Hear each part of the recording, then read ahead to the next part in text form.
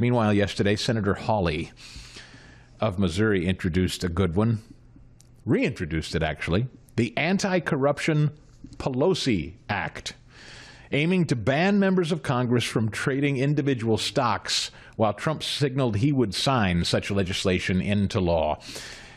You know, for all of the times that we have heard people talk about Donald Trump enriching himself in office, isn't it interesting how these members of Congress never seem terribly excited to talk about their own financial status and how well they've done? In fact, Charlemagne T.H.A. God, who speaks on behalf of all of Black America with his show at the Breakfast Club, he called out Hakeem Jeffries on this very point. We played it a little earlier. Give me 1729.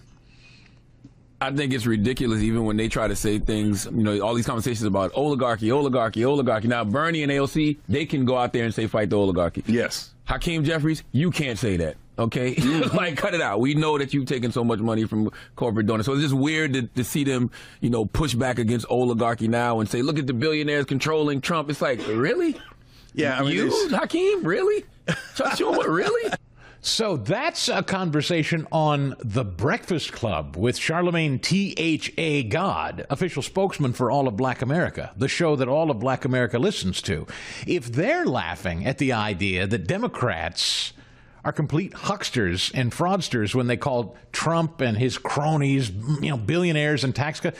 In other words, they don't believe that Democrats aren't lining their own pockets and enriching themselves.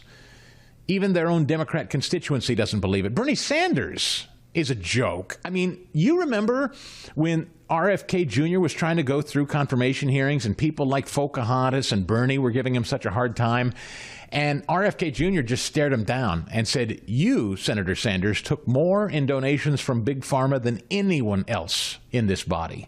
And he kept shouting, it was from individual donors, it was from individual donors, as if that matters. They all came from Big Pharma. So 6 one, half dozen of the other. Liz Warren, same deal. So Josh Hawley says, let's put a stop to this right now. The legislation, whose acronym P-E-L-O-S-I, Pelosi, stands for Preventing Elected Leaders from Owning Securities and Investments. It's named after former House Speaker Nancy Pelosi, whose husband has drawn scrutiny for millions in suspected insider trading. Just fantastic. IBM has announced, I suspect this might be part of the Bessent announcement a little later, that they are investing $150 billion in the United States. They also have totally backed off their DEI garbage, too, which I thought interesting. IBM, one of the nation's largest technology employers, planning to invest $150 billion in the United States over the next 5 years to fuel the economy and to accelerate its role as the global leader in computing.